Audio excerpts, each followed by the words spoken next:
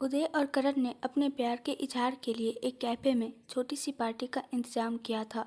गीत भी बाकी सभी दोस्तों के साथ उनकी इस खुशी में शामिल थी। सब इस बात से बेखबर थे कि मोहक भी उसी कैफे के बाहर था। एकदम से गीत की तबीयत खराब होने लगी तो वो चुपचाप बाहर की ओर चली आई।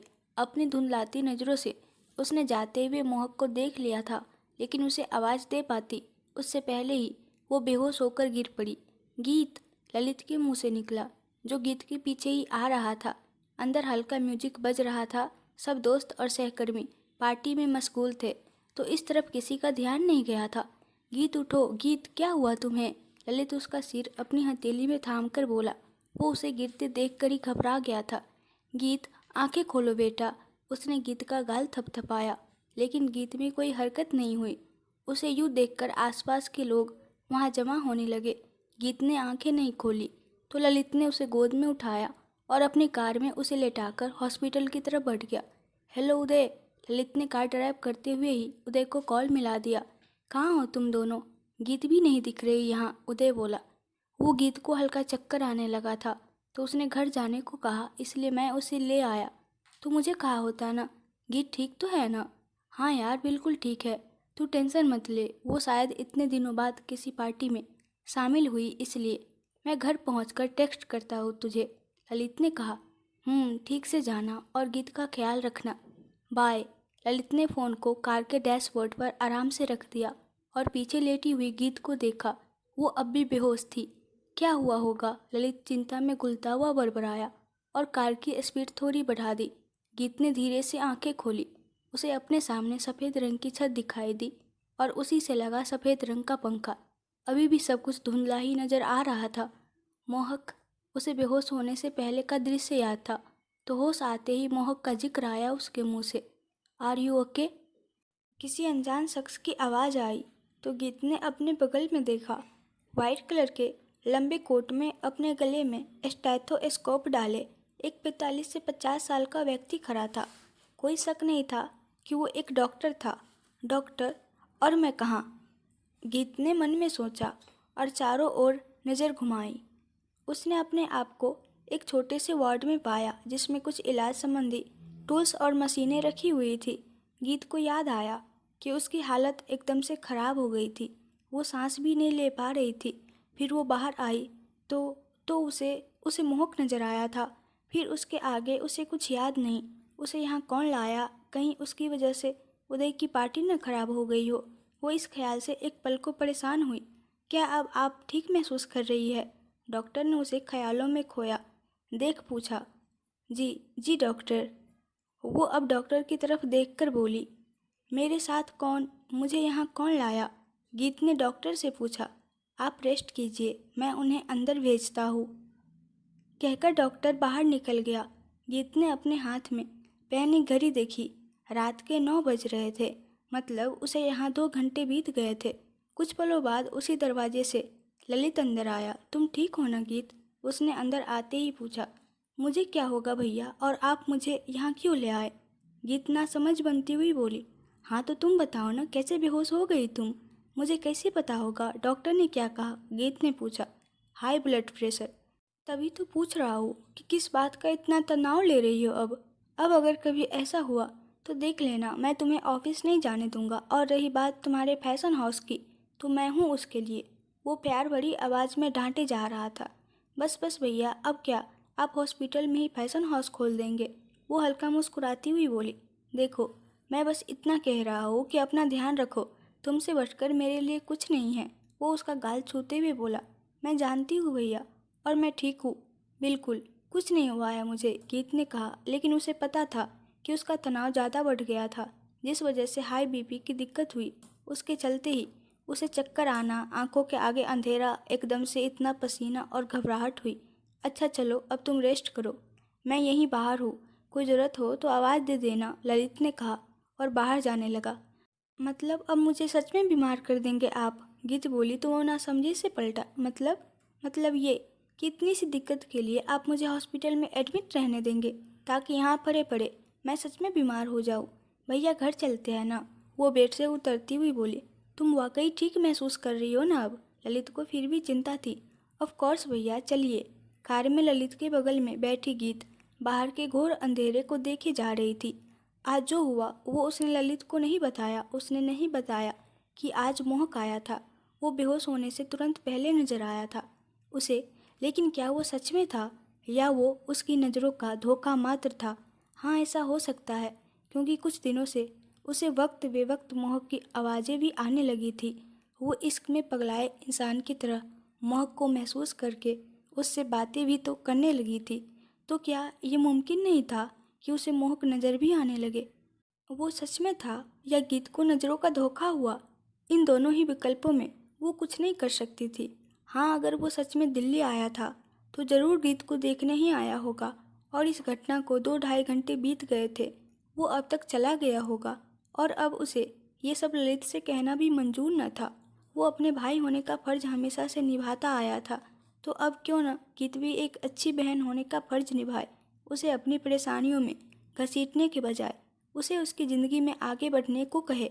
आज उदय को देखकर गीत को कुछ महसूस हुआ। उदय भी तो ललित का हम उम्र ही था जब वो अपनी ज़िंदगी में आगे बढ़ने जा रहा था, तो ललित को भी अपने लिए सोचना चाहिए। हाँ, ललित की ज़िंदगी में एक लड़की थी, सरगम, लेकिन वो अपनी ज़िंदगी में आगे बढ़ने से पहले गीत के प्रति अपनी जिम्मेदारी निभाना चाहता था, और वो जिम्मेदारी भी मोहक के चलते अधूरी ही रह गई थी।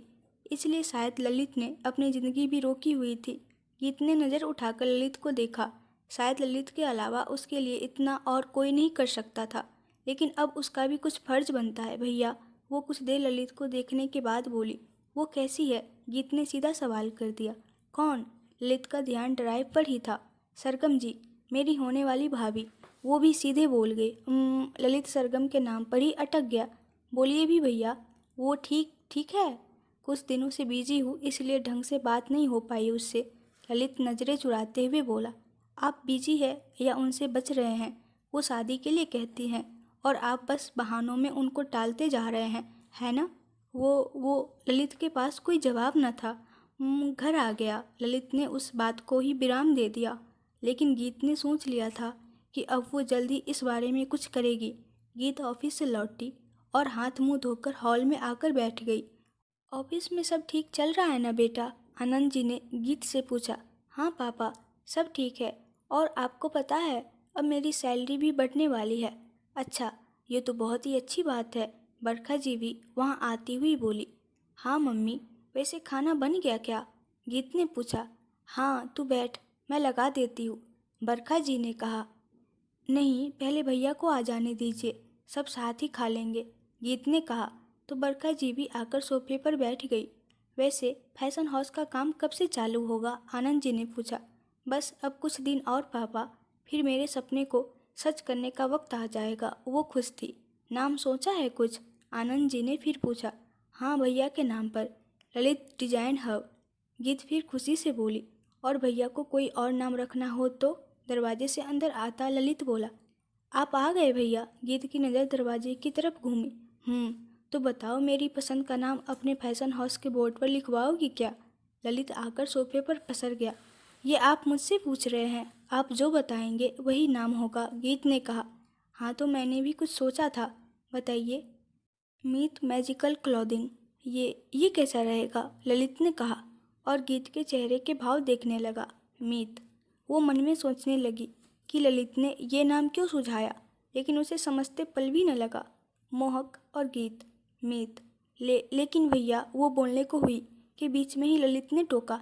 क्या हुआ, पसंद नहीं आया? तो फिर रहने दो, ललित ने शांति से कहा। नहीं, वो बात नहीं है। तो ये नाम डन? ललित ने पूछा। तो गीत ने बस हौले से हाँ में सिर हिलाकर सहमति दे दी। चलो, अब बातें बाद में करना, पहले खाना खा लो। ललित, तू हाथ मुंह धो ले। आप भी चलिए, बरखा जी उठती हुई बोली। तो आनंद जी भी रसोई के बाहर बनी डाइनिंग की तरफ चले गए। वो दोनों चले गए तो ललित ने गीत को देखा। तुम्हें अपनी भावनाओं को दबाने की जरूरत नहीं है गीत, ललित उसके हाथ पर हाथ रखकर बोला। वो अच्छे से समझ रहा था कि गीत ने मोहक का जिक्र करना क्यों छोड़ दिया, और अभी वो फैशन हाउस के नाम पर भी एतराज़ करने वाली थी, बस इसलिए ताकि कोई उसे दुखी ना समझे। ऐसा कुछ नहीं है भैया, मैं अब आगे बढ़ चुकी हूँ, गीत ने नज़रें चुराते हुए वही घिसा पिटा बहाना बनाया।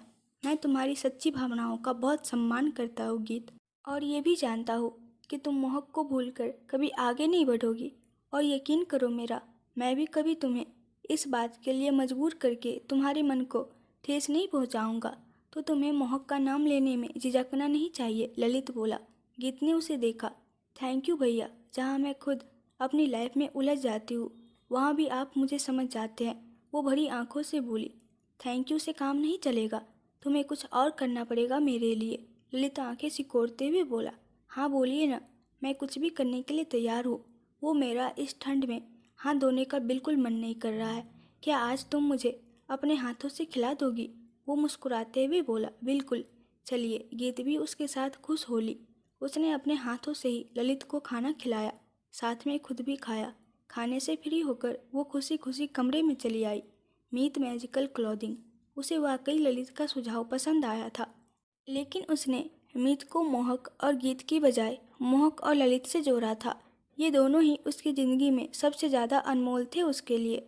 वो ललित की बातों से खुश होकर मुस्कुरा रही थी। तभी यूं ही खुश रहा कीजिए, ये मुस्कुराहट बहुत प्यारी है आपकी। उसे एक बार फिर मोहक की आवाज़ सुनाई दी तो वो अपने चारों ओर झांकने लगी। कोई नहीं था, बस वही थी पूरे कमरे में। वो उठी और टेबल की दराज में रखी मोहक की तस्वीर वापस टेबल लैंप के पास रख दी, जो उसने कुछ दिन पहले दराज में रख दी थी। शायद अपने दर्द पर काबू पाने के लिए वो बिस्तर पर लेट गई। पैर बेड से नीचे ही झूल रहे थे। फिर मोहक की तस्वीर को देखते हुए बातें करने लगी। किस्मत कितनी अजीब है ना मोहक, पता नहीं और कितनी ही बार धोखा देगी मुझे, या पता नहीं कब हम पर मेहरबान होगी जब तुम मुझ तक आओगे, कभी वापस न जाने के लिए। ये मोहब्बत के धागे बहुत नाजुक होते हैं। इसका एक सिरा पूरी शिद्दत से मैंने संभाला हुआ है, लेकिन तुम इसे इतना दूर तक ना खींचना कि ये टूट जाए। अगर ये टूटा तो मेरी अंतरात्मा जवाब दे जाएगी। मैं नहीं झेल पाऊंगी तुमसे इतनी दूरी मोहक। मैं बस तब तक हूँ जब तक तुम्हारे वापस आने की उम्मीद मेरे साथ है। अगर कभी ये उम्मीद टूटी तो मुझ में मैं ही बाकी नहीं रह जाऊंगी। वो वापस उठकर बैठ गई और मोहक की वो तस्वीर हाथों में थाम ली।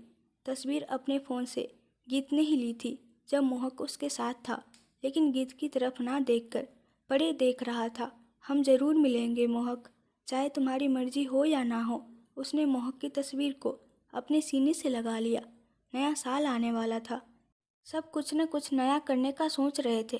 किसी को बाहर दोस्तों के साथ पार्टी करनी थी, किसी को फैमिली ट्रिप पर जाना था, तो किसी को अपनी फैमिली या दोस्तों के लिए सरप्राइज प्लान करना था। गीत ने भी कुछ सोचा हुआ था। अकेले नहीं, उसने अपने सब दोस्तों को अपने प्लान में शामिल किया था। हेलो, गीत ने फ़ोन उठाते हुए कहा। हाँ हेलो गीत। सामने से बहुत सारी आवाज़ें एक साथ आई। उसके सारे दोस्त कॉन्फ्रेंस पर थे। सारे, उदय, पाखी, करण, परी, विवेक, सब। अरे तुम सब एक साथ, क्या कोई खास बात? गीत अपना लैपटॉप साइड में रखकर खुशी से बोली। हाँ खास बात तो है, और तुम ये हमसे पूछ रही हो? याद है या भूल गई कि तुमने कुछ प्लान किया था? करण ने कहा। अरे नहीं बाबा, मैं कैसे भूल सकती हूँ, अभी तो मुझे मौका मिला है कुछ अच्छा सा करने का। हाँ तो रेडी रहो, न्यू ईयर को बस एक हफ्ता ही बचा है, उदय बोला। उसे टोककर पाखी बोली। तुम रुको उदय, गीत तुम बताओ हमको करना क्या है? ज़्यादा कुछ नहीं करना है, बस सरगम जी और उनके परिवार वालों से बात करनी है। वो तैयार होंगे तो भैया को मैं मना लूँगी, गीत बोली। मैं तो कब से तैयार हूँ दीदी, बीच में सरगम का स्वर उभरा। तो गीत ने आश्चर्य के साथ फ़ोन को वापस देखा। उसे तो पता ही नहीं था कि सरगम भी कॉन्फ्रेंस पर है। आप तैयार है? गीत ने खुशी से कहा। बाकी सब हंसने लगे। उधर सरगम अपनी कही बात पर विचार करके शर्मा उठी। नहीं दीदी, उसने बात संभालने की कोशिश की।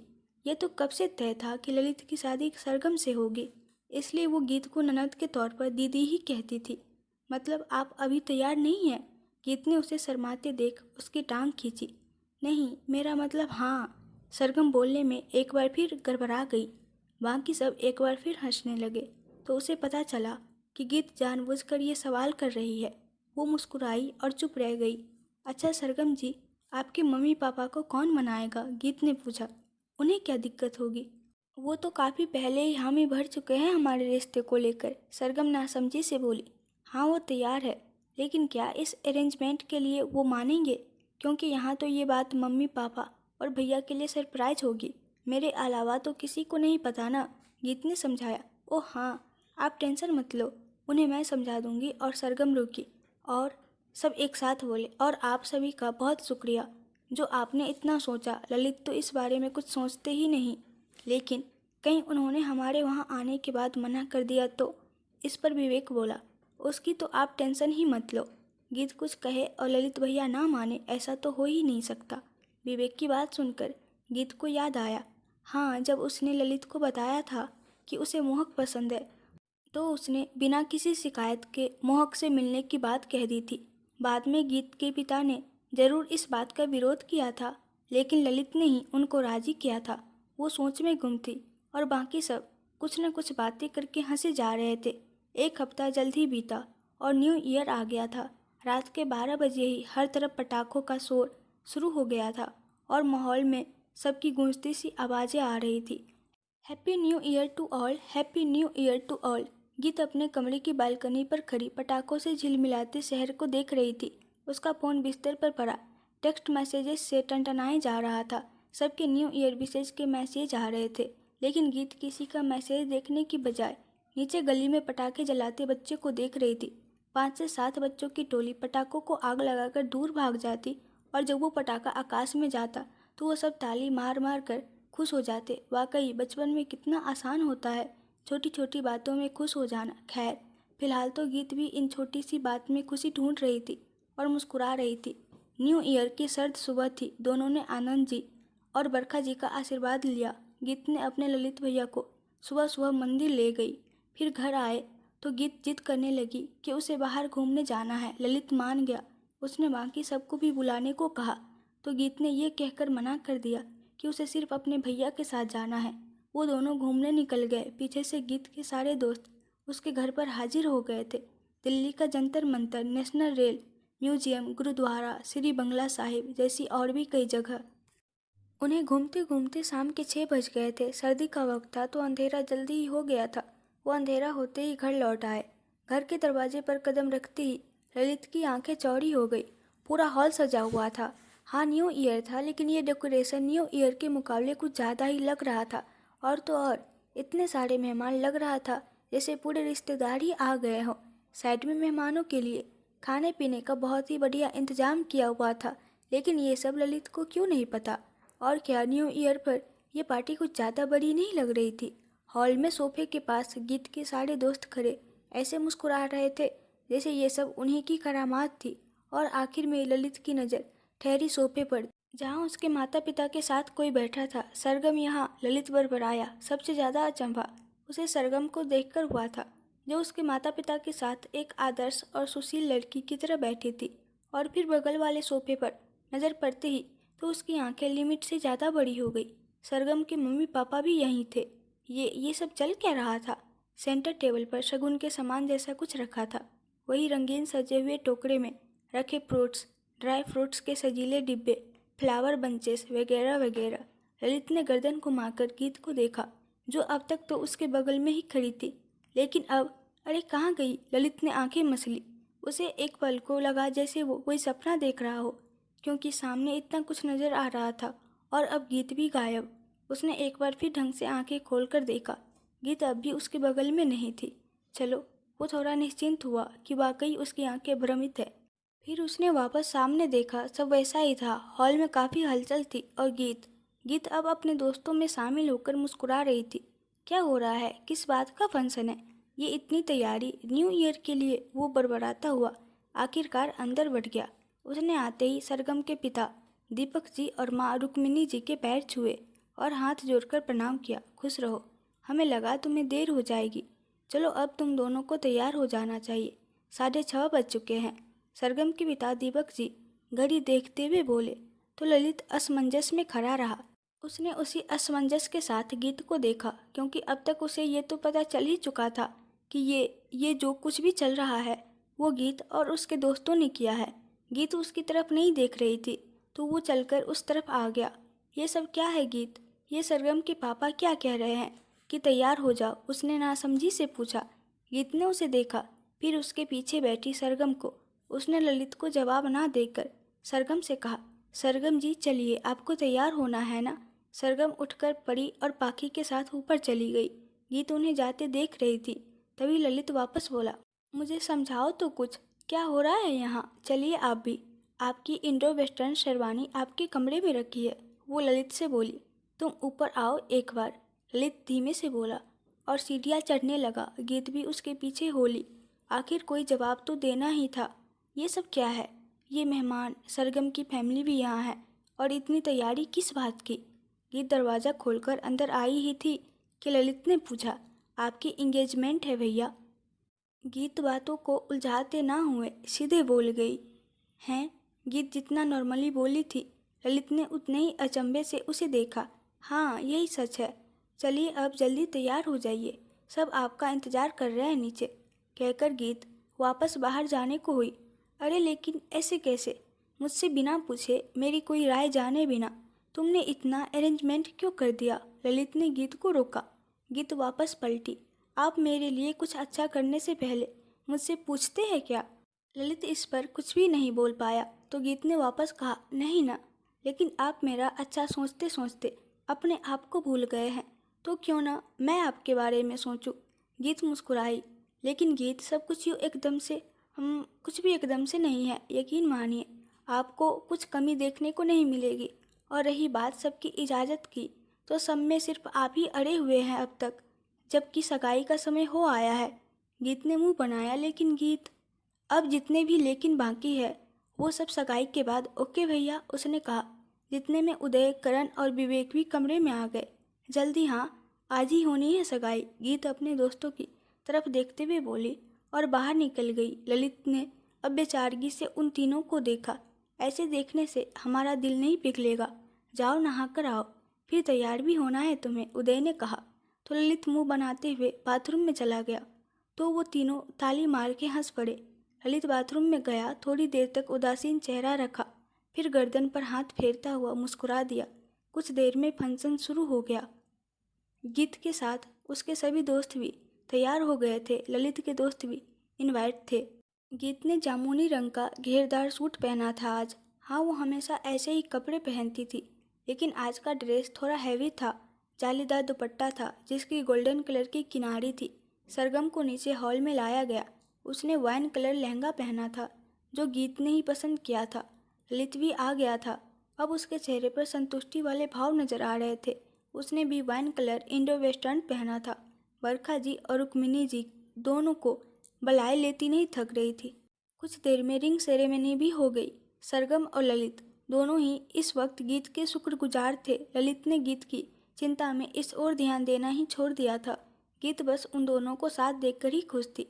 तभी उसके कानों में किसी ने सरगोशी की, सिर्फ फिरोजी रंग ही नहीं, आप पर तो हर रंग फबता है। ऐसे लगता है जैसे इस रंग ने आपकी नहीं, बल्कि आपने इस रंग की सुंदरता बढ़ा दी हो। गीत ने झटके से अपने बगल में देखा। कोई भी तो नहीं था। होता भी कैसे? ये आवाज़ तो मोहक की थी, और मोहक की आवाज़ तो केवल उसका भ्रम बनकर रह गई थी। उसके दिल में एक कसक उठती थी जो दिन ब दिन बढ़ती ही जा रही थी। उसने अपना ध्यान वापस मेहमानों में लगाया, क्योंकि सबके खाने का वक्त हो आया था। 11 बजे तक घर में काफ़ी चहल पहल रही। फिर धीरे धीरे शोर कम होने लगा, क्योंकि अब मेहमान जाने लगे थे। गीत के दोस्त भी वापस जाने को तैयार हुए। गीत ने उन सबका शुक्रिया किया कि उन सब के बिना इतनी तैयारी वो अकेले कभी नहीं कर पाती। सबको बातों में व्यस्त देखकर सरगम ने ललित को एक ओर खींचा और उसे लेकर पिलर के पीछे हो गई। क्या कर रही हो तुम? ललित ने उसकी हरकत देखते हुए कहा। मैंने कुछ नहीं किया, सब गीत दीदी की वजह से हो गया। नहीं, आप तो न्यूट्रल होकर बैठे थे। हमारी शादी के मामले में सरगम ने शिकायत की। आई एम सॉरी सरगम, मैंने सच में तुम्हें बहुत नज़रअंदाज किया है, लेकिन गीत की ज़िंदगी में जो हुआ उसके बाद मैं इस तरफ ध्यान ही नहीं दे पा रहा था। ललित ने अपनी गलती मानी। दीदी अब ठीक है, देखिए उधर, सरगम गीत की तरफ देखती हुई बोली, जो अपने दोस्तों के साथ दरवाजे पर खड़ी मुस्कुरा रही थी। हाँ, वो खुश है। अपने भाई, फैमिली और अपने दोस्तों में वो खुशियाँ ढूंढती है। लेकिन मोहक होता तो बात कुछ और होती ना। सरगम, उसकी ज़िंदगी का वो अनमोल रिश्ता तो उसे मिलते मिलते रह गया ना। ललित भी गीत की तरफ देखते हुए बोला, मोहक चला गया है ललित, तो क्या वो अपनी ज़िंदगी में आगे नहीं बढ़ेंगी? उन्होंने हमारे लिए इतना किया, क्या उनको ज़िंदगी में आगे बढ़ने के लिए हम मदद नहीं कर सकते? सरगम ने कहा। नहीं सरगम, वो महक के अलावा किसी को नहीं स्वीकारेगी। और फिर मैंने भी उसे वादा किया है कि मैं इस मामले में उसे कभी मजबूर नहीं करूँगा। फिर ऐसी किसी बात से वो हर्ट ही होगी। इस रिश्ते की कमी महक के अलावा कोई दूसरा कभी पूरा नहीं कर पाएगा। समझ सकती हूँ मैं। इस मामले में फैसला उनका हो तो ही ठीक रहेगा। हम सिर्फ इंतज़ार कर सकते हैं कि किसी भी सूरत में सब ठीक हो जाए, सरगम ने कहा। सरगम, कहाँ हो बेटा? अब हमें भी निकलना है। सरगम के पिता दीपक जी की आवाज़ आई। पापा बुला रहे हैं, मैं चलती हूँ। सरगम हड़बड़ाहट से मुड़ी और जाने लगी। रुको, मैं भी चलता हूँ ना। ललित उसका हाथ पकड़कर शरारत से बोला। नहीं, आप 5 मिनट बाद में आना, अजीब लगेगा यूँ साथ में जाना। अच्छा, अभी मुझे यहाँ खींच कर लाई थी। वो अजीब नहीं था, ललित मुस्कुराया। छोड़िए, आपको बाद में दूंगी जवाब, कहकर सरगम ने हाथ छुड़ाया और हॉल में आ गई। ललित वहीं खड़ा मुस्कुराता रहा। रात के 11:30 बज चुके थे। गीत कमरे में आई और चेंज करके कंफर्टेबल कपड़े पहन लिए। कमरे में आकर उसने खुशी से बाहें फैलाई। आखिरकार जो वो चाहती थी वो पूरा हुआ। बस अब शादी कराना कौन सा मुश्किल काम था। यस, सब कुछ अच्छे से हो गया। थोड़ा डर लगा कि कहीं भैया नाराज़ ना हो जाए, बट फाइनली मैंने ये कर ही दिया। उसने अपना एक हाथ हवा में उठाया, फिर आकर बेड पर लुढ़क गई। आज उसे थकान हो आई थी। ये उसकी 26 साल की ज़िंदगी का पहला न्यू ईयर था जो इतना व्यस्त निकला था। उसने सोने के लिए आंखें बंद ही की थी कि फिर वही आवाज़ आई उसके कानों के बिल्कुल पास। नया साल मुबारक हो गीत। उसने झटके से आंखें खोली और अपने दाईं ओर नज़रें घुमाई। सिर्फ हवा में घुली हुई महक की आवाज़ थी। महक कहीं भी नहीं था। तभी वापस उसके बाएं कान में आवाज़ आई, हैप्पी न्यू ईयर। उसने अब झटके से बाईं ओर देखा तो सन रह गई। महक वहीं था, उसके चेहरे के बिल्कुल पास। तो क्या उसका भ्रम इस कदर बढ़ गया था कि महक सुनाई तो देता ही था, अब दिखाई भी देने लगा। उसने आंखें जोर से बंद की और फिर 2 सेकंड बाद वापस खोली। कोई भी तो नहीं था वहाँ। वो अब उठकर बैठ गई और इधर उधर सिर घुमाए देखने लगी। वो अपने बिस्तर से उठ खड़ी हुई और हर कोने में नज़र डाली। महक होता तो नज़र आता ना, वो तो बस कल्पना बन गया था उसकी। ओह महक, तुमने पागल बना दिया है मुझे, लौट आओ ना। वो हताश होकर वापस बिस्तर की तरफ आ गई और लेट गई। एक बार फिर उसकी आंखें बंद थी। लौट आने के लिए? मैं कहाँ गया हूँ, यहीं तो हूँ। एक बार फिर उसे महक की आवाज़ सुनाई दी। उसने आंखें नहीं खोली। वो जानती थी कि ये उसके दिल की आवाज़ थी।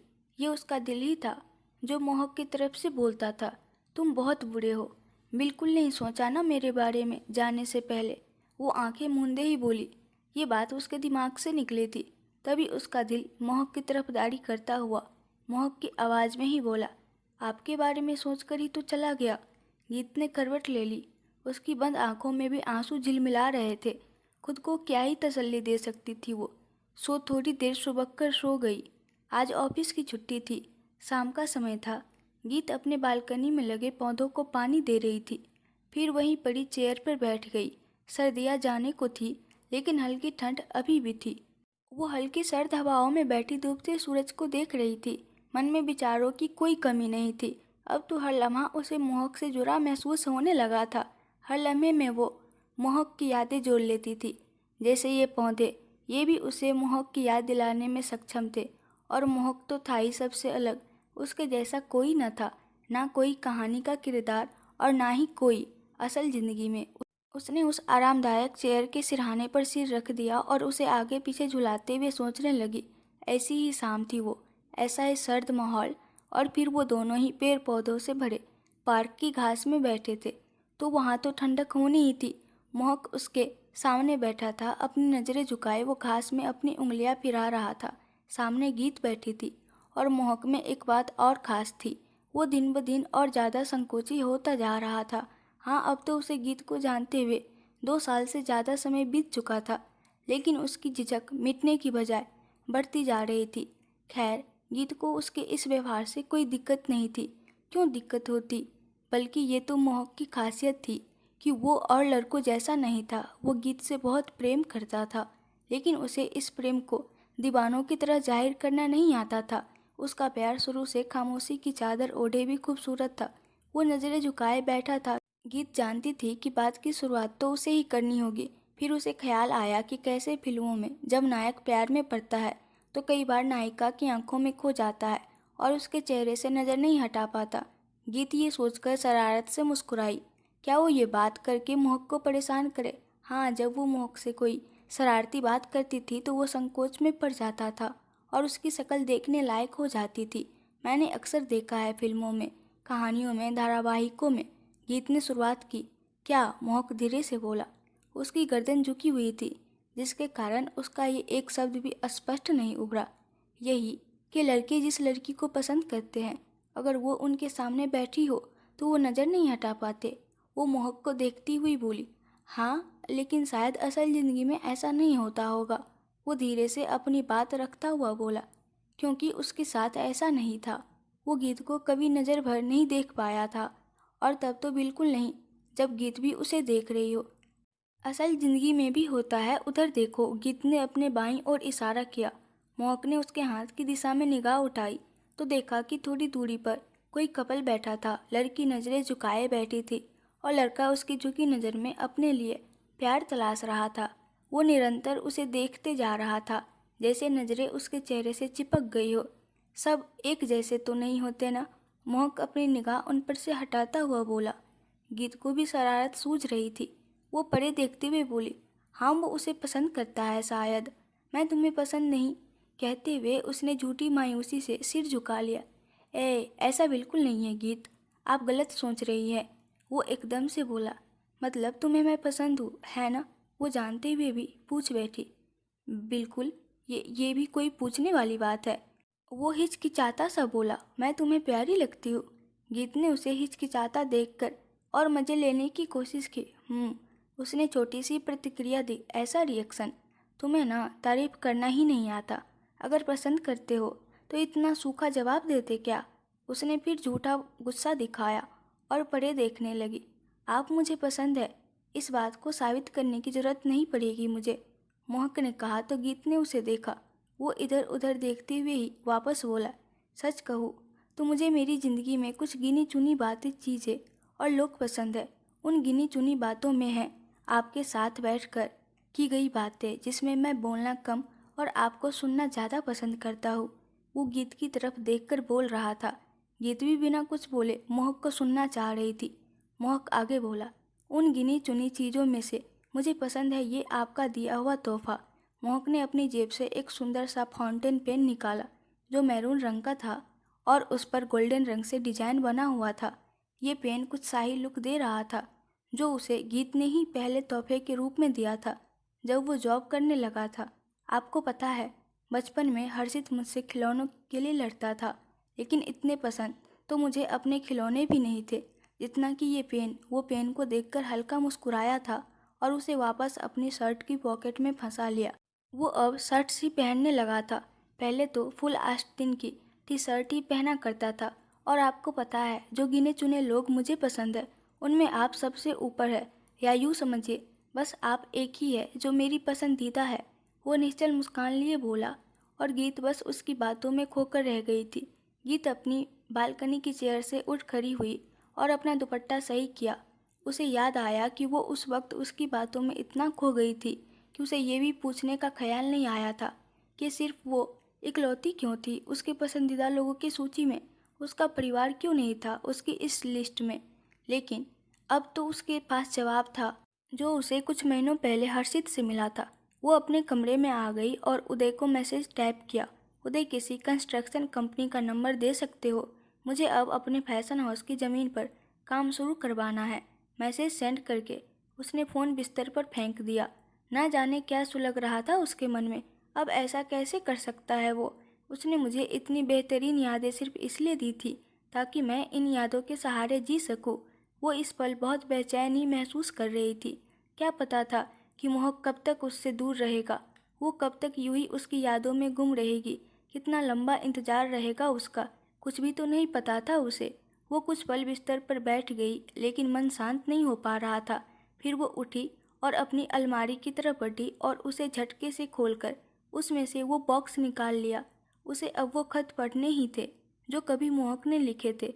वो उसे लेकर वापस बिस्तर पर आ बैठी। आहिस्ता से उसने उसका लॉक पार्ट साइड किया और फिर खोल दिया। उसमें कोई खत नहीं था। उम्मीद के विपरीत उसमें एक छोटी सी डायरी रखी थी। लेकिन सचिन ने तो कहा था। उसने फिर सचिन की बात को दरकिनार किया और वो डायरी उठा ली। वो उसकी दोनों हथेलियों के बराबर थी तो हाथों में समा गई। उसने धीरे से उसका कवर पेज पलटा और उसमें से 6 से 7 पन्ने बाहर आ गिरे, जो बेशक उसी डायरी के थे लेकिन डायरी में से फाड़े हुए थे। गीत ने डायरी साइड में रखी और बड़ी सहजता से उन बिखरे पन्नों को समेटा। वो वापस उन्हें डायरी में रखने को हुई, लेकिन इन पन्नों के अलावा पूरी डायरी खाली थी। किसी पेज पर कुछ भी नहीं लिखा था। बस इन्हीं पन्नों पर कुछ शब्द उकेरे गए थे। मतलब मोहक ने ये सब लिखकर डायरी में से फाड़ा जरूर था, लेकिन गीत को नहीं भेजा। गीत ने उनमें से एक पन्ना चुना और पढ़ने को हुई। इस पल उसकी धड़कनें सामान्य से थोड़ा तेज धड़की थी। आप मुझसे नाराज होंगी ना, जानता हूँ बहुत गलत कर दिया मैंने सब, लेकिन करता भी क्या। मैं सामान्य नहीं हूँ गीत, मेरा दिमाग सामान्य नहीं है। मैं भूल कर रहा था ये सोचकर कि मुझ में सुधार हो जाएगा कभी न कभी। गलत सोचता था मैं कि मेरा बेवजह का गुस्सा कभी न कभी जड़ से खत्म हो जाएगा। ऐसा नहीं है, मैं नहीं बदल पाया खुद को। उन 3 सालों में जो मैंने आपके साथ जिए थे, मैं नहीं कर पाया अपने दिमाग पर कंट्रोल। मेरा दिमाग आज भी किसी पागल जानवर की तरह है जो किस समय किस पर झपट पड़े उसका अंदाज़ा मुझे भी नहीं रहता। मैं ये नहीं कहूँगा कि आप बेहतर डिजर्व करती है, क्योंकि ये आपकी भावना को ठेस पहुँचाने जैसा होगा। बस इतना जान लीजिए कि मैं ही आपको डिजर्व नहीं करता। मैं खुद में थोड़ा भी बदलाव नहीं कर पाया आपके लिए। मम्मी पापा पर हाथ उठाया, हर्षित को भी मारा, लेकिन नहीं पता कि ये सब कब हुआ मुझसे। जब दिमाग में होश आया तब तक मैं घर से काफ़ी दूर था। मेरा गुस्सा इस कदर हावी था मुझ पर कि मुझे याद तक न रहा कि मैं कब घर से निकल आया। वक्त देखा तो सुबह के 3 बज चुके थे। पता चला कि मुझसे कितनी बड़ी गलती हो चुकी थी। एक तो मेरा ये गुस्सा, दूसरा मैं अपनी ही शादी से भाग आया था। इसके बाद मुझ में इतनी हिम्मत नहीं है कि मैं कभी भी आपका सामना कर सकूं। मैं कभी नहीं चाहूँगा कि ये मेरी बीमारी आप पर भी हावी हो जाए। मैं कभी नहीं लौट पाऊँगा गीत। गीत ने उस पन्ने को साइड में रख दिया। वो पन्ना 2-3 जगह से भीग चुका था।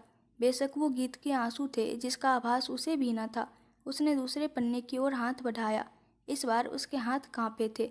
अभी कल ही वापस किसी से झड़प हुई मेरी। मैं तो सबसे दूर होकर भी न बदल पाया। मैं फंक्शन में गा रहा था, मेरा यकीन कीजिए। उसी ने मुझे उकसाया था। मैंने उसे बहुत मारा और बाद में मैं उसकी चोट देखकर खुद ही अफसोस से भर गया। लेकिन मुझे यकीन हो गया है, जो शादी वाले दिन हुआ वो सही हुआ। सही हुआ जो मैं सबसे दूर हो गया। भले आपको दुख हुआ, बहुत दुख हुआ, लेकिन उम्मीद करूँगा कि मेरे ना होने से सब सही हो जाए। आप मुझे भूल पाए या ना भूल पाए, बट यकीन मानिए मैंने अब आपको भुला दिया है। झूठा, गीत रोते हुए बोली। मोहक ने वाकई झूठ ही तो लिखा था कि वो उसे भूल गया है। उसने अगला पन्ना उठाया। बहुत दूर हो चुका हूँ आपसे। कभी कभी बहुत घुटता है मेरा मन, और कभी कभी क्यों, शायद हमेशा ही आपकी बहुत याद आती है गीत। हाँ, किसी ने कहा है ना कि याद उसको किया जाता है जिसको भुला दिया जाए, और मैं तो भूल चुका हूँ आपको। शायद इसलिए याद आ जाती है। मैं क्या लिख रहा हूँ ये तो मेरी भी समझ के बाहर है। आपको कह रहा हूँ कि मैं भूल चुका सब, लेकिन ये बात कितना बड़ा झूठ है ये मैं जानता हूँ, और आप तो मुझसे ज़्यादा जानती है गीत। क्या कहूँ, क्या लिखूँ, कुछ समझ नहीं आता। किन लफ्ज़ों में कहूँ कि मुझे माफ़ कर दीजिएगा। मैं माफ़ी के काबिल तो बिल्कुल नहीं हूँ, लेकिन आपके मन में मेरे लिए नाराज़गी हो ये आज भी मेरे लिए असहनीय है। इसलिए मुझे माफ़ कर देना गीत। गीत रो पड़ी। उसे पता था उसने ज़रूर माफ़ी का जिक्र किया होगा, लेकिन वो उसे कैसे माफ़ कर सकती थी। नहीं, मैं क्यों माफ़ कर दूँ तुम्हें। जो बातें माफ़ी के काबिल नहीं होती उनके लिए सज़ा होती है मोहक। तुम्हारी सज़ा ये होगी कि तुम चाहो या ना चाहो तुम्हें मुझसे मिलना पड़ेगा, तुम्हें मेरा बनना पड़ेगा। उसने उस बॉक्स को झटके से बंद कर दिया। 2-3 पन्ने अब भी बाकी थे, लेकिन वो हिम्मत नहीं कर पा रही थी अब आगे बढ़ने की। बेचैनी से उसकी सांसें ऊपर नीचे होने लगी थी। वो भागकर वापस बालकनी में आ गई। रात हो आई थी अब तक। ठंडी हवा उसकी चढ़ती उतरती सांसों में मिली, तब उसे कुछ राहत महसूस हुई। कुछ देर बाद बरखा जी ने उसे खाने को आवाज़ दी, तो उसने अपना पूरा हुलिया इस कदर सुधार लिया कि ललित भी उसके उदास मन को पहचान न सका। कुछ दिन और गुजरे। गीत ने एक अच्छी कंस्ट्रक्शन कंपनी से संपर्क किया। वो अब अपना फैशन हाउस खड़ा करने को पूरी तरह से तैयार थी। हालांकि उसे बीच बीच में और पैसों की ज़रूरत पड़ने वाली थी, इसलिए उसने अपनी जॉब नहीं छोड़ी। आज उसके फैशन हाउस की नींव रखी जानी थी। ये शुभ काम उसने अपने मम्मी पापा और ललित को सौंपा। उसके दोस्त भी वहीं मौजूद थे। नींव रखी जाने के बाद सबने मिठाई खाई और गीत को अपने दम पर इतना आगे बढ़ने के लिए बधाई दी। गीत अपने उस फैशन हाउस की ज़मीन को देख रही थी। कुछ महीनों बाद वहाँ उसका घर भी होना था। हाँ, उसने सोच लिया था कि वो ये काम पूरा होते ही यहाँ शिफ्ट हो जाएगी। अगर उस दिन मोहक से उसकी शादी हो जाती तब भी तो उसे अपना घर छोड़ना पड़ता ना। वो ललित को समझा लेगी। अब यहीं उसका घर भी बनना था, जहाँ वो मोहक की यादों के सहारे रहने वाली थी। गीत के फैशन हाउस का काम चल पड़ा था, साथ ही वो ऑफिस वर्क भी देख रही थी और कभी कभार जाकर निर्माणाधीन साइट भी देखा थी। जिन गुमशुदा तलाश केंद्रों पर उसने मोहक की जानकारी डाली थी, उससे भी अभी तक उसको कुछ हाथ नहीं लगा था। वो इससे ज़्यादा कभी कुछ कर भी नहीं पा रही थी। जब तक सक्षम न हो जाए तब तक कहाँ जाती मोहक को ढूंढने। ललित और सरगम की बातचीत आगे बढ़ रही थी। गीत अपने भाई पर जोर देती कि अब जल्द से जल्द अपना घर बसा ले, और अब ललित भी उसकी बात मान गया था, क्योंकि बरका जी को अकेले ही घर का काम संभालना पड़ता था। गीत भी अपने ऑफिस और फैशन हाउस के काम में व्यस्त रहती थी, और फिर बरका जी एक दमदार गृहिणी के तौर पर साफ मना कर चुकी थी कि उन्हें घर में मेड नहीं चाहिए। तो अब ललित और सरगम की शादी की बातें होने लगी थी। शाम के 6 बज रहे थे। गीत अपने ऑफिस से निकलने की तैयारी में थी। उदय और बाकी भी उसके साथ ही बाहर निकले। अच्छा, तुम लोग जाओ, मुझे साइट पर जाना है। गीत अपने पर्स में फ़ोन रखते हुए बोली। हम भी चलते हैं ना फिर। तुम अकेले जाओगी तो एक कंपनी भी हो जाएगी। उदय अपनी उंगली में कार की चाबी घुमाता हुआ बोला। लेकिन तुम लेट, गीत बोलने को हुई। कम ऑन गीत, 6 ही तो बजे हैं, फिर हम भी तो बोर हो जाते हैं ऑफिस में। उसी बहाने घूमना भी हो जाएगा। इस बार पाखी बोली। Are you sure? गीत ने वापस पूछा। Of course. इस बार उदय और पाखी एक साथ बोले। फिर दोनों एक दूसरे को देखते हुए मुस्कुरा दिए। चलो फिर चलते हैं, कहकर गीत आगे बढ़ गई। गीत, उदय ने पीछे से आवाज़ दी हो। वो पलटी। आज तुम ड्राइव करना चाहोगी? उदय ने पूछा। Why not? गीत ने मुस्कुराकर कहा। तो उदय ने उसकी ओर चाबी उछाल दी। गीत उसे कैच कर वापस आगे बढ़ गई। उदय ने कदम बढ़ाया तो पाके ने उसे कोहनी मार दी और फिर ऐसे पड़े देखने लगी जैसे उसने कुछ किया ही न हो। आउच! पाकी, आर यू मैड? वो अपना हाथ पसलियों पर रगड़ता हुआ बोला। Yes, any doubt? वो अभी भी पड़े देखकर मुस्कुरा रही थी। No, I am sure you are totally mad. वो थोड़ा उफनता हुआ बोला। अब ज़्यादा भी मत बोलो। हाँ, पाखे ने उसे उंगली दिखाई। अच्छा, तुम कोहनी मारो वो सही, और मैं कुछ बोलूँ भी ना। चुपचाप चलो वरना। अरे मतलब धमकी। वरना क्या? बोलो। उदय अपने दोनों हाथ कमर पर रखता हुआ बोला। वरना? पाकी खुद सोच में पड़ गई। वरना वो क्या करेगी? हाँ बोलो। वरना तुम्हें दोबारा मुझे प्रपोज करना पड़ेगा। मैं तुम्हारे पहले वाले प्रपोजल को रिजेक्ट कर दूंगी। वो बिना किसी बात नाराज होते हुए बोली। हैं? उदय का मुंह पहले आश्चर्य से खुला, फिर वो उसे घूरते हुए देखने लगा। अब घूरो मत मुझे यूं, पाखी बोली। तभी कार की ड्राइविंग सीट पर बैठी गीत बोल पड़ी। पाखी, अब तुम उदय को इतना भी परेशान मत करो। वो तब से उन दोनों को देख रही थी। पाखी ने आंखें सिकोड़ी। वही उदय अपनी हथेली से खुद को पंखे की तरह हवा करता हुआ कार की तरफ बढ़ गया। वो ऐसे मुस्कुराया जैसे पाखी को चिढ़ा रहा हो। गीत ने उसकी साइड ली है। पाखी भी चिढ़कर आगे गीत के बगल में आकर बैठ गई। तुम पीछे आकर बैठो ना। पीछे बैठा, उदय धीरे से बोला।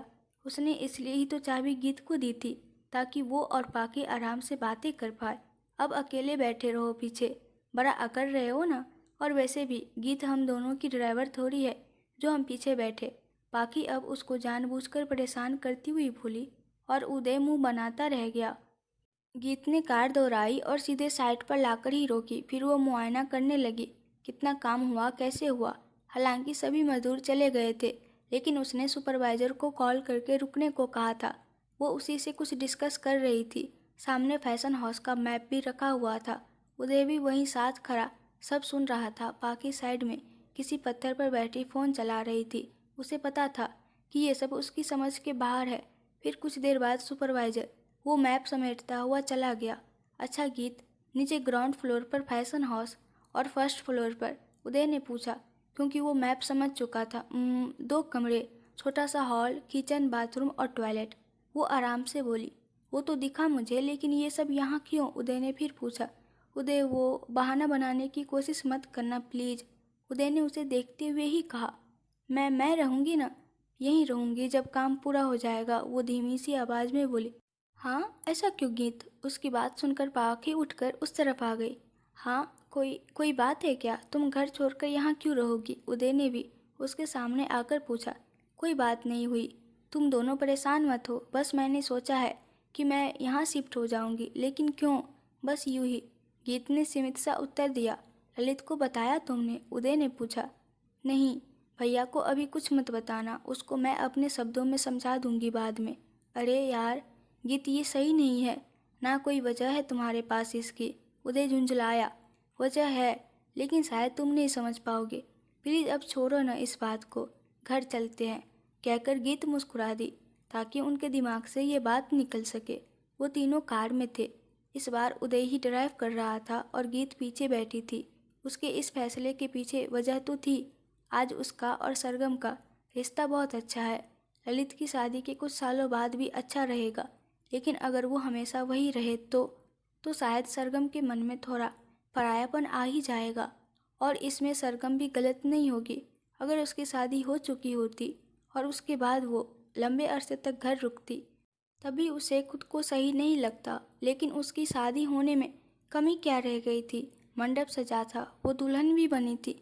लेकिन फिर छोड़ो, गीत इस बात को याद करके ही दर्द से भर उठती थी। हाँ, उसकी सोच बहुत आगे जा रही थी, और वो जो सोच रही थी उसके बारे में कुछ लोगों की राय ये रहेगी कि दूसरों के बारे में नहीं, अपने बारे में सोचो। लेकिन ये सच भी तो था कि एक लड़की हमेशा अपने मायके में नहीं रह सकती। उसे कभी न कभी तो जाना ही पड़ता है। और कब? जब मोहक वापस आ जाएगा। क्या पता कब आएगा और कब उसे अपने घर से विदा लेनी पड़ेगी। इसी बात को आसान बनाने के लिए उसने भविष्य का इंतजार ना करते हुए वर्तमान में ही फैसला कर लिया था। गीत सोच में गुम थी और उसका घर आ गया था। उसे घर छोड़कर उदय और पाकी आगे बढ़ गए। फिर एक रोज गीत अपने ऑफिस से पैदल ही घर लौट रही थी। फिर ऑफिस दूर भी तो नहीं था। वो अपने एक हाथ में अपना पर्स पकड़े हुए थी। उसका दुपट्टा उसके हाथ को ढक रहा था। आकाश में सूर्यास्त की लालिमा थी। पक्षी चहचहाते हुए अपने घर लौट रहे थे। देखो, हमारे बारे में सब गलत गलत बोल रहे हैं। किसी लड़की के शब्द गीत के कानों में पड़े। गीत ने निगाह घुमाई। वो लड़की किसी लड़के से कह रही थी। दोनों ही हम उम्र से लग रहे थे। तभी वो लड़का उस लड़की से बोला, अक्षिता, कहने दो, किसी को जो कहना है। हम सही है ना? देखना, जिस दिन हमारी शादी होगी इन सब के मुंह पर ताले लग जाएंगे। यही लोग हमारी शादी के जश्न और दावत में खुशी खुशी शामिल होंगे। उसका जवाब सुनकर वो लड़की मुस्कुरा दी और गीत अपना विचलित मन लिए आगे बढ़ गई। उसको भी तो मोहक ने यही कहा था। क्या हुआ उस बात का? क्या हुआ उस वादे का? क्या उनकी प्रेम कहानी बस कुछ चिट्ठियों में सिमट कर रह जाएगी? वो भी जब गीत किस्मत की हारी जयपुर पहुंच गई थी तो वो कागजों के अंश उसके हिस्से में आ गए थे। क्यों किया तुमने ऐसा? ये सवाल हर बार उसके दिल को कचोट जाता था। वो आगे बढ़ तो रही थी, लेकिन पीछे छोटे शब्द भी उसके पीछे पीछे आ गए थे। देखना, जिस दिन हमारी शादी होगी इन सब के मुंह पर ताले लग जाएंगे। यही लोग हमारी शादी के जश्न और दावत में खुशी खुशी शामिल होंगे। यही शब्द मोहक की आवाज़ में उसे सुनाई दे रहे थे और आंखों में थी मोहक की सिर झुकाए हुए धुंधली सी छवि। अगर आप लोगों को इस कहानी के आगे का पार्ट्स देखना है तो ज़्यादा से ज़्यादा कमेंट कीजिए और प्लीज़ आप लोग मेरे चैनल को सब्सक्राइब कर दीजिए। Thank you.